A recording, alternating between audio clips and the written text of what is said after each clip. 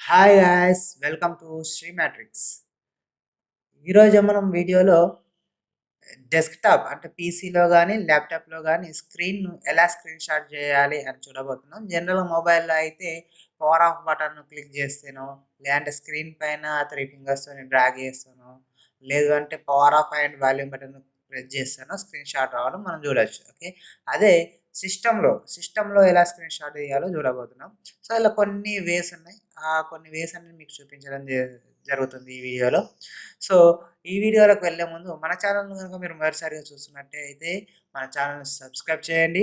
అలాగే మనం రెగ్యులర్‌గా చేస్తున్న వీడియోస్ మీకు ముందుగానే నోటిఫికేషన్ రూపంలో రావాలి అంటే కింద ఉన్న బెల్ సింబల్ యాక్టివేట్ కూడా చేసుకోండి. ఓకే. అలాగే ఈ వీడియో చాలా మందికి రీచ్ కావాలంటే మీరిచ్చే చిన్న లైక్ చాలు. ఓకే. మీరిచ్చే లైక్ వల్ల ఈ వీడియో చాలా మందికి రీచ్ అవుతుంది. So, please like the video. Okay. ఇక వీడియోలోకి వెళ్దాం. సో, మనం స్క్రీన్‌ను స్క్రీన్ షాట్ చేయాలనుకున్న ముందుగా వాడే బటన్ ఏంటి అంటే కీబోర్డ్ మీద సో, మనకు హోమ్ కీస్ ఉంటాయి గదా! సో, ఎంటర్ పక్క పొంటి ఎంటర్ పక్క పొంటి ఉన్న హోమ్ కీస్ ఏవైతే ఉన్నాయో అందులో పైన ప్రింట్ స్క్రీన్ అనే బటన్ ఉంటుంది. ప్రింట్ స్క్రీన్ అంటే ఏంటంటే మన ఏదైతే స్క్రీన్ ఉందో ఆ స్క్రీన్‌ను స్క్రీన్ షాట్ తీసుకోవడం అన్నట్టు. ఓకే. సో, కొన్ని సిస్టమ్‌లలో అంటే కొన్ని కీబోర్డ్‌లలో ప్రింట్ ఎస్‌సిఆర్ అని ఉంటుంది. కొన్ని కీబోర్డ్‌లలో పీఆర్‌టీఎస్ అని ఉంటుంది. సో, షార్ట్ ఫార్మ్‌లో ఉంటుంది.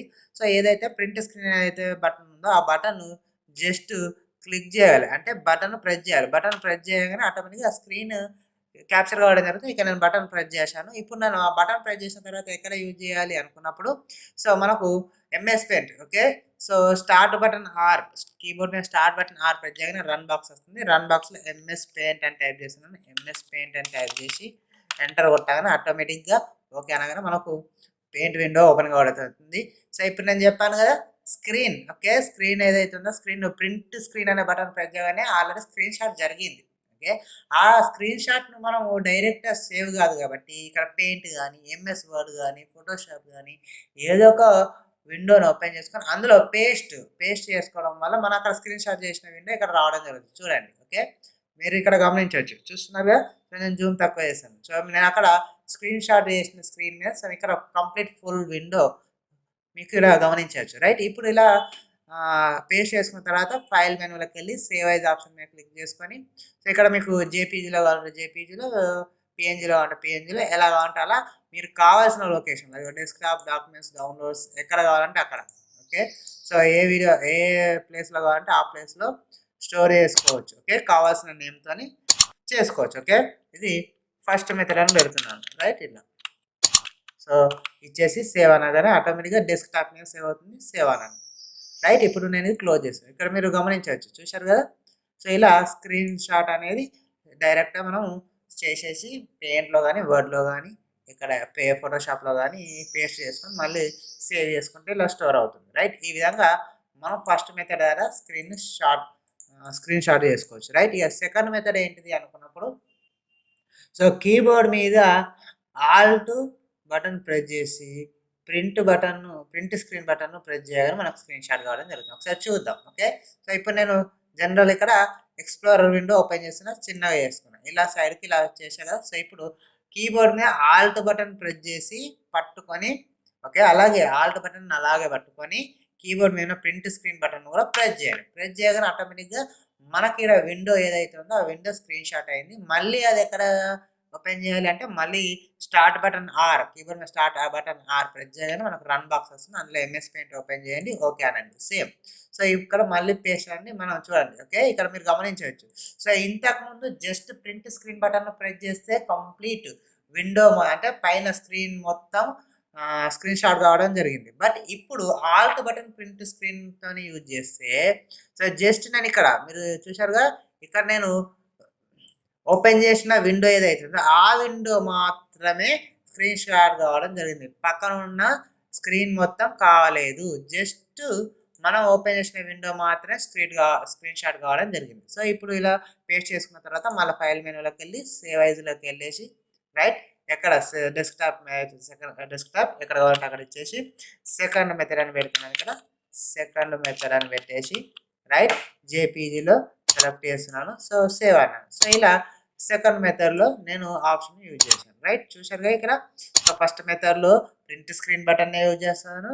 సెకండ్ మెథడ్లో ఆల్ట్ పట్టుకొని ప్రింట్ స్క్రీన్ బటన్ ప్రెస్ చేశాను. రైట్, ఇలా సో సెకండ్ మెథడ్ యూజ్ చేశాను. ఇంకొక మెథడ్ ఏంటిది అనుకున్నప్పుడు so start Alt print screen button కూడా యూజ్ చేయొచ్చు. ఓకే, సో అదే యూజ్ చేసే ముందు సో నేను చూస్తున్నాను start button, Alt button, print screen button press start Alt పట్టుకొని ప్రింట్ స్క్రీన్ని యూజ్ చేస్తున్నాను. ఓకే, ఇప్పుడు యూజ్ చేశాను. చూడండి, ఆల్రెడీ స్క్రీన్ షాట్ సేవ్డ్ అని వచ్చింది, చూసారా.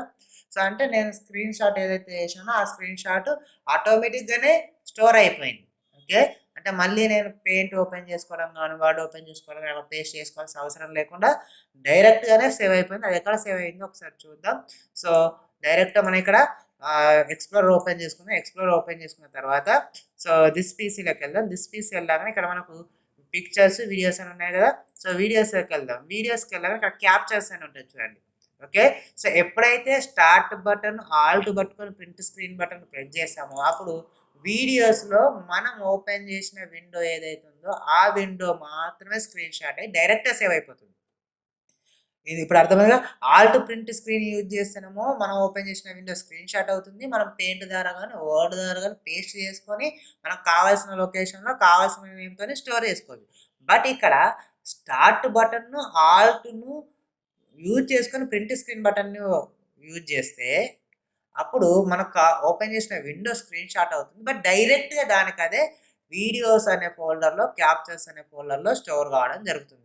దానికి అదే ఆటోమేటిక్గా స్టోర్ అవుతుంది. రైట్, ఇది థర్డ్ మెథడ్ చూడండి. ఓకే, థర్డ్ మెథడ్ ఈ విధంగా మనకు క్యాప్చర్ కావడం జరిగింది. అర్థమైందిగా.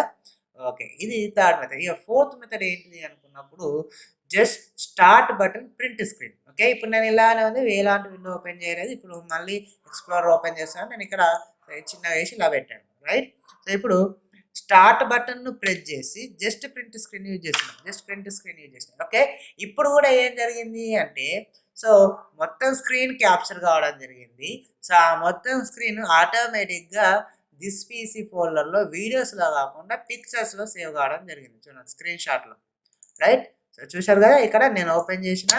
రైట్, ఓపెన్ చేసి చూస్తున్నా. చూడండి, నేను ఓపెన్ చేసి సేమ్ విండోతోని క్యాప్చర్ కావడం జరిగింది. ఇది ఫోర్త్ మెథడ్. అంటే స్టార్ట్ బటన్తోని ప్రింట్ స్క్రీన్ బటన్ యూజ్ చేస్తే కంప్లీట్ స్క్రీన్ షాట్ కావడం జరుగుతుంది. అది డైరెక్ట్గా సో దిస్ పీసీ ఫోల్డర్లో పిక్చర్స్ అనే ఫోల్డర్లో స్క్రీన్ షాట్ అనే ఫోల్డర్లో డైరెక్ట్గా సేవ్ కావడం జరుగుతుంది. దానికి అదే పేరు ఇస్తుంది. ఫోర్త్ మెథడ్ అన్నట్టు.